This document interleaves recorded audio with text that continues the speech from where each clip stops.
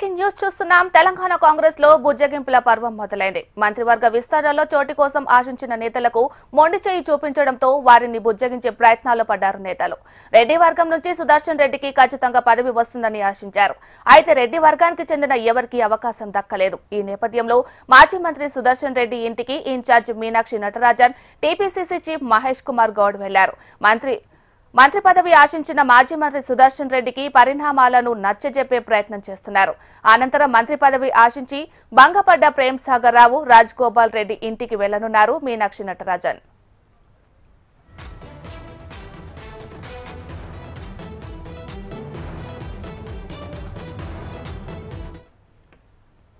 తెలంగాణ కాంగ్రెస్ లో బుజ్జగింపుల పర్వం మొదలైంది. మంత్రివర్గ విస్తరణలో చోటు కోసం ఆశించిన నేతలకు మొండి చేయి చూపించడంతో వారిని బుజ్జగించే ప్రయత్నాల్లో పడ్డారు అగ్రనేతలు. మరి ఇదే అంశానికి సంబంధించి మరింత సమాచారాన్ని మా ప్రతినిధి ప్రేమ్ అందిస్తారు. ప్రేమ్.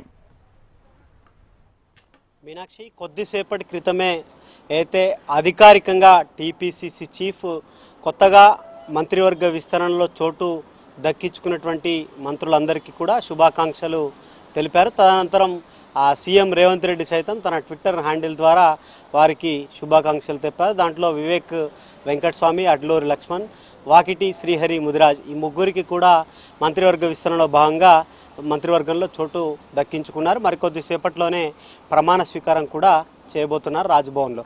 ఇక మొదటి నుంచి కూడా ఇటు సామాజిక వర్గాల వారిగా, మరొకటి ఉమ్మడి జిల్లాల వారిగా మంత్రివర్గంలో తమకు చోటు లభిస్తుందని చెప్పి పెద్ద ఎత్తున ఆశించినటువంటి వారు కూడా ఉన్నారు.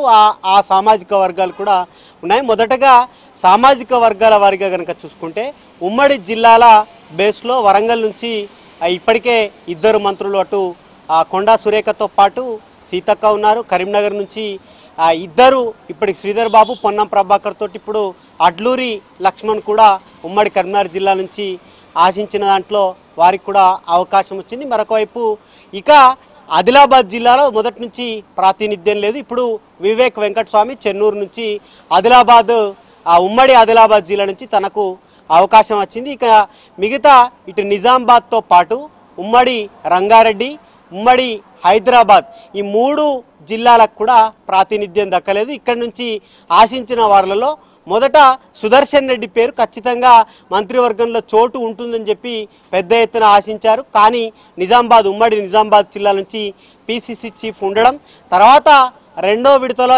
మూడో విడతలో ఏమైనా అవకాశం ఉంటే చూస్తామని చెప్పినట్టుగా కొంత సమాచారం అయితే అందుతుంది. మరొకవైపు సామాజిక వర్గాల వారిగా కనుక చూసుకుంటే జనరల్ కేటగిరీలో ఇప్పటికే సీఎంతో పాటు కలుపుకొని 6 జనరల్ కోటాలో ఉన్నారు. 3 రెడ్డి నుంచి, ఒకరు బ్రాహ్మణ కోటా నుంచి, మరొకరు వెలమ్మ సామాజిక వర్గం నుంచి కూడా మంత్రివర్గంలో ఇప్పటికే ఉన్నారు. కాబట్టి జనాభా తమాషా ప్రకారం సామాజిక వర్గాల ఆయా వర్గాలకు ఇప్పటికే మంత్రివర్గంలో వారి జనాభాను మించి ఉండిపోయినారు. ఇక బీసీలకు ఎస్సీ, ఎస్టీ, బీసీ జనాభా తమాషా ప్రకారం కనుక చూసుకుంటే ఉన్నటువంటి నెక్స్ట్ 3 కూడా ఒకటి మైనార్టీకి పోతే 2 మళ్ళీ బీసీలకు వచ్చే అవకాశం అయితే ఉంది. ఇక నెక్స్ట్ వచ్చేటువంటి వాటిల్లో కూడా రెడ్డిలకు వచ్చే అవకాశం లేదన్నట్టుగా కొంత పెద్ద ఎత్తున చర్చ అయితే జరుగుతుంది. ఇక బుజ్జగింపుల లిస్టుల్లో ఉన్నటువంటి వారిని కనుక మనం చూసుకుంటే ఒకటి నిజామాబాద్ నుంచి ఆశించి ఇప్పుడే తనకు 2వ విడతలో వస్తుందని చెప్పి భావించినటువంటి సుదర్శన్ రెడ్డిని కొద్దిసేపటి క్రితం ఇన్ఛార్జ్ మీనాక్షి నటరాజన్తో పాటు పీసీసీ చీఫ్ మహేష్ కుమార్ గౌడ్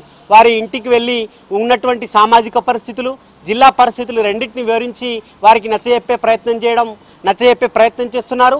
మరొక వైపు ఉమ్మడి ఆదిలాబాద్ జిల్లా నుంచి మొదటి నుంచి కాంగ్రెస్ పార్టీలో ఉంటూ కాంగ్రెస్ గెలుపు ఓటములతో సంబంధం లేకుండా పార్టీని అంటిపెట్టుకొని ఉమ్మడి ఆదిలాబాద్ జిల్లాలో కార్యక్రమాలు చేస్తున్నటువంటి ప్రేమ్ సాగర్ రావు కూడా ఆశించారు మంత్రివర్గంలో తనకు చోటు దక్కుతుందని. కానీ సామాజిక సమీకరణల దృష్ట్యా వారికి అవకాశం కల్పించలేకపోయామని చెప్పేసి మరికొద్ది సేపట్లోనే వారింటికి వెళ్ళి చెప్పే అవకాశం ఉన్నట్టుగా కూడా తెలుస్తుంది.